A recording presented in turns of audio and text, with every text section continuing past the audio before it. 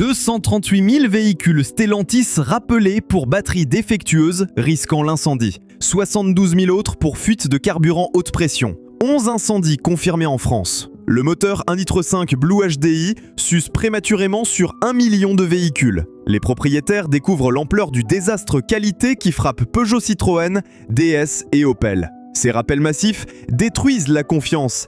Pendant que les usines ferment une par une, les coûts cachés explosent pour des véhicules électriques déjà invendables qui perdent 60% de leur valeur en 4 ans. Les fermetures d'usines Stellantis se multiplient à un rythme alarmant. Comment peut-on accepter une telle hécatombe industrielle en France ? Poissy, totalement fermé du 13 au 31 octobre 2025. Mirafiori, à l'arrêt récurrent. Melfi, Cassino, Vigo, Zaragoza, Tichy, Eisenach, Mangualde, Tronava et même nos usines françaises de Rennes, Sochaux et Mulhouse subissent des chômages techniques en cascade. Cette hécatombe industrielle n'est pas un accident de parcours, mais la conséquence directe d'une stratégie suicidaire imposée par Bruxelles et aveuglément suivie par Stellantis. Derrière le vocabulaire lissé des communiqués officiels parlant d'optimisation des stocks et d'ajustement conjoncturel se cache une réalité brutale. Le groupe produit massivement des véhicules électriques que personne ne veut acheter. Cette situation absurde révèle un dysfonctionnement profond du système européen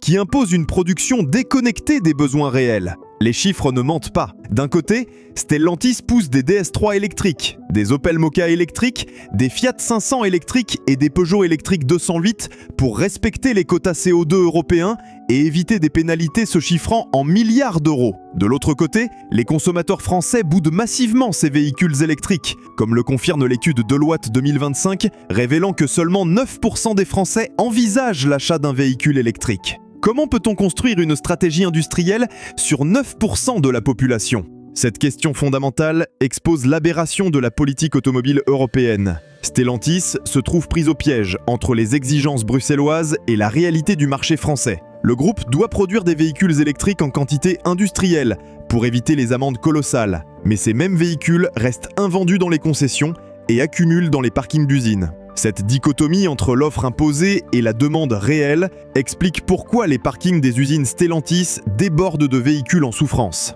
L'usine de Poissy, qui produit les DS3 et Opel Mokka, illustre parfaitement cette impasse industrielle. Ces deux modèles déclinent en version essence, diesel et électrique, mais c'est bien l'électrique qui domine la production pour satisfaire les algorithmes bruxellois, et non pas les désirs des clients payants. Analysons d'abord pourquoi les véhicules électriques Stellantis peinent tant à trouver preneur sur le marché français. La DS3 électrique et l'Opel Mokka électrique souffrent d'abord des mêmes maux que tous les véhicules électriques. Effondrement de la valeur, dépréciation catastrophique, autonomie réelle décevante et coûts cachés qui explosent après l'achat. Les tests indépendants de 2025 publiés par The Guardian ont démontré des écarts d'autonomie réelle de 5 à 23% par rapport aux valeurs constructeurs. Que ressentiriez-vous en découvrant que votre DS3 électrique peine à dépasser 270 km, alors qu'on vous en avait promis 350 en concession ? Mais les problèmes de Stellantis dépassent largement ces défauts génériques de l'électrique. Le groupe accumule les rappels catastrophiques qui minent la confiance des consommateurs français et européens. Entre 2019 et 2022, plus de 238 000 véhicules hybrides et électriques ont été rappelés pour des défauts de batterie haute tension présentant des risques de surchauffe et d'incendie, selon les données officielles de Stellantis communiquées aux actionnaires. Les Peugeot 3008 508, Citroën C5 Aircross, DS7 Crossback et Opel Grandland X sont concernés par ces rappels massifs. Quand vous payez 35 000 € pour une voiture électrique et que vous découvrez qu'elle peut prendre feu spontanément, cela n'incite pas à recommander la marque à votre entourage. Ces défaillances techniques graves révèlent des problèmes de conception et de contrôle qualité qui remettent en question la fiabilité de toute la gamme électrifiée de Stellantis. Parallèlement, Stellantis subit une série de rappels massifs sur ses motorisations thermiques qui achèvent de détruire la confiance des propriétaires. Le moteur 1,5 litre Blue HDI, équipant près d'1 million de véhicules en Europe, souffre d'usure prématurée de la chaîne de distribution, selon les données RAPEX du système d'alerte européen. Le constructeur a dû étendre la garantie à 10 ans ou 240 000 km en reconnaissant implicitement le défaut de conception. Plus récemment, 72 000 véhicules ont été rappelés au Royaume-Uni pour des fuites de carburant haute pression ayant causé 11 incendies, confirmés en France d'après les chiffres officiels des autorités françaises. Ces défaillances en cascade détruisent méthodiquement la réputation du groupe français qui avait pourtant bâti sa réputation sur la fiabilité et la robustesse de ses motorisations diesel. Sur le segment électrique pur, la Fiat 500 électrique produite à Turin Mirafiori concentre tous les défauts du véhicule électrique urbain. Son autonomie fond dès qu'on dépasse la limite de ville, ses coûts de recharge publique dépassent désormais souvent le prix d'un plein d'essence sur autoroute et sa dépréciation atteint des niveaux stratosphériques. Les Renault ZOE, achetés 33 000 € en 2020, se bradent aujourd'hui entre 8 000 et 12 000 € selon les données Jato Dynamics sur les ventes européennes. Cette perte représente plus de 60% en 4 ans seulement. La Fiat 500 électrique suit exactement la même trajectoire catastrophique sur le marché de l'occasion. Cette dévalorisation explosive s'explique par plusieurs facteurs convergents qui se renforcent mutuellement. D'abord, la fin du bonus écologique au 1er juillet 2025 et la hausse de la TVA sur l'électricité au 1er août 2025 renchérissent significativement le coût total de possession d'un véhicule électrique. L'argument économique principal mis en avant par les constructeurs s'effondre complètement. Ensuite, l'infrastructure de recharge reste défaillante, avec jusqu'à 20% des bornes publiques hors service ou en maintenance, générant des délais de réparation de plusieurs semaines. Face à cette débâcle programmée, que fait Stellantis? Le groupe persiste dans l'erreur en fermant ses usines plutôt qu'en révisant sa stratégie produit défaillante. L'arrêt de Poissy du 13 au 31 octobre 2025 met 2000 personnes au chômage technique pour purger les stocks de DS3 et Moka électriques accumulés dans les parkings. Cette solution cosmétique évite de reconnaître l'échec fondamental de la stratégie. Stellantis produit ce que Bruxelles exige plutôt que ce que les clients demandent et achètent réellement. Mirafiori vit le même calvaire industriel avec la Fiat 500 électrique. L'usine curinoise subit des arrêts récurrents depuis des mois, officiellement pour ajustement de production, selon les communiqués de presse. En réalité, les parkings débordent de petites citadines électriques que personne ne veut acheter au prix demandé par le constructeur. Comparons cette situation catastrophique avec la stratégie des constructeurs japonais, qui maintient leurs usines ouvertes. Toyota continue de privilégier l'hybride simple éprouvé plutôt que l'électrique pur et maintient ses usines en fonctionnement sans chômage technique. Honda développe ses motorisations diesel ID.Tech et essence iVTEC atmosphérique qui correspondent à la demande réelle du marché européen. Suzuki vient même d'annoncer, en septembre 2025, l'abandon de l'hybride intégral sur les Vitara et S-Cross pour revenir au mild hybride, en jugeant le full hybride peu intéressant en termes de coût-rendement et complexité. Stellantis fait exactement l'inverse en Europe. Le groupe force l'électrification tous azimuts pour satisfaire les bureaucrates européens plutôt que ses clients français, qui refusent massivement cette transition. Cette approche dogmatique explique pourquoi ses concurrents allemands commencent à revoir leur position sur l'électrification forcée. BMW a confirmé qu'il n'abandonnerait jamais complètement les moteurs thermiques, en jugeant l'échéance 2035 irréaliste et fragilisante pour l'industrie européenne. Pourtant, en Europe, Stellantis persiste dans cette stratégie suicidaire. Cette obstination s'explique par la peur des pénalités CO2 imposées par Bruxelles. Le groupe préfère fermer ses usines temporairement plutôt que payer les amendes colossales prévues par la réglementation européenne. Le calcul cynique consiste à espérer que ces fermetures d'ajustement permettront d'écouler progressivement les accumulations de modèles électriques sans provoquer d'effondrement complet des prix. Les conséquences humaines sont dramatiques pour les territoires français concernés. L'usine de Poissy emploie normalement 2000 personnes dans la production des DS3 et Opel Moka. 2000 familles découvrent que leur gagne-pain dépend désormais des caprices de bureaucrates bruxellois plutôt que de la qualité de leur travail. Les sous-traitants locaux subissent le même sort, avec des commandes en dents de scie impossibles à anticiper pour leurs équipes. Le paradoxe atteint son paroxysme quand on examine les véhicules que les Français achètent réellement, selon les données du comité des constructeurs français d'automobiles. Les Dacia Sandero, Renault Clio Essence, Toyota Yaris Hybride et Peugeot 208 Essence trustent les ventes françaises. Ces modèles simples, fiables et abordables correspondent aux besoins réels des Français. Se déplacer sans se ruiner, ni subir les contraintes de l'électrification forcée. L'éco-score imposé aux flottes d'entreprises amplifie artificiellement la demande électrique, de manière totalement artificielle.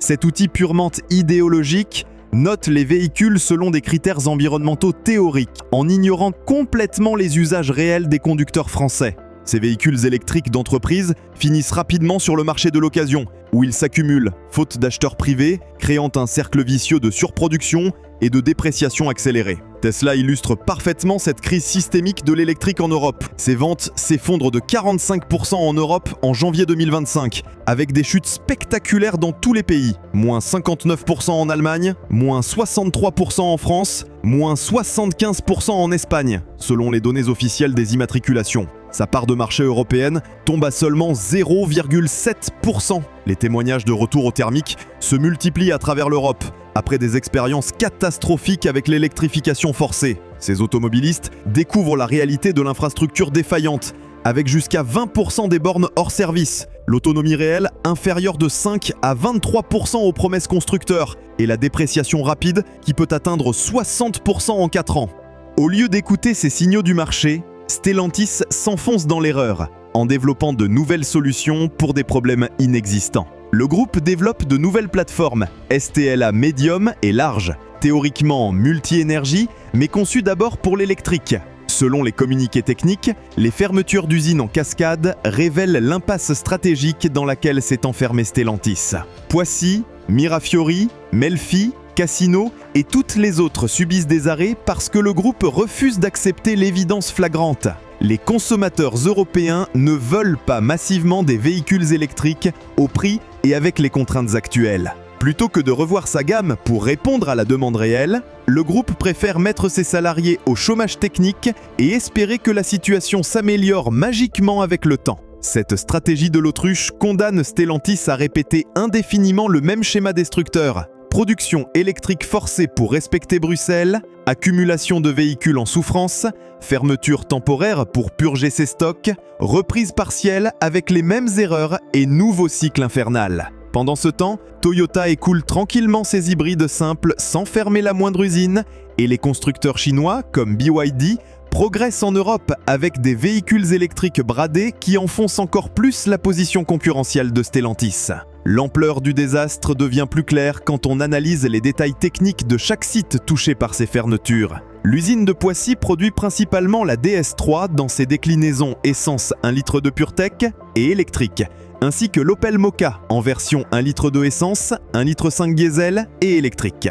Le problème fondamental réside dans le fait que la production privilégie systématiquement les versions électriques pour respecter les quotas CO2, alors que la demande réelle se porte massivement sur les motorisations thermiques traditionnelles. À Turin, Mirafiori, la situation est encore plus dramatique, avec la Fiat 500 électrique, exclusivement électrique. Cette citadine incarne tous les défauts du véhicule électrique urbain, dans sa version la plus caricaturale. Autonomie réelle, sensible au froid et à l'autoroute, réseau de recharge déficient et dépréciation brutale qui décourage les acheteurs privés français. L'usine de Pomigliano, qui assemble la Panda thermique et l'Alfa Romeo Tonale hybride rechargeable, illustre parfaitement la schizophrénie industrielle de Stellantis. D'un côté, la Panda génère une demande saine grâce à sa mécanique simple et accessible, qui correspond aux attentes du marché italien. De l'autre, le Tonale hybride rechargeable accumulate les rappels, comme celui d'octobre 2024, pour défaut de pédale de frein. L'analyse détaillée des rappels révèle l'ampleur réelle du problème qualité chez Stellantis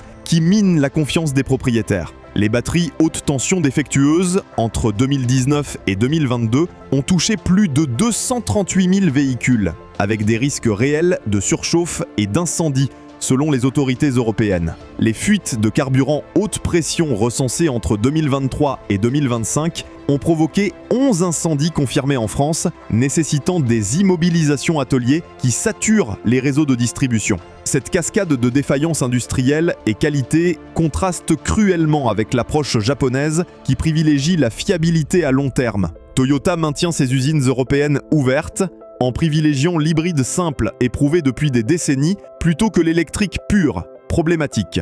L'ironie de la situation apparaît cruellement quand on compare les modèles que Stellantis force à produire avec ceux que les Français achètent effectivement. Selon les statistiques du Comité des constructeurs français d'automobiles, les modèles qui trustent réellement les ventes françaises sont les Dacia Sandero Essence, Renault Clio Essence, Toyota Yaris hybride simple et Peugeot 208 Essence.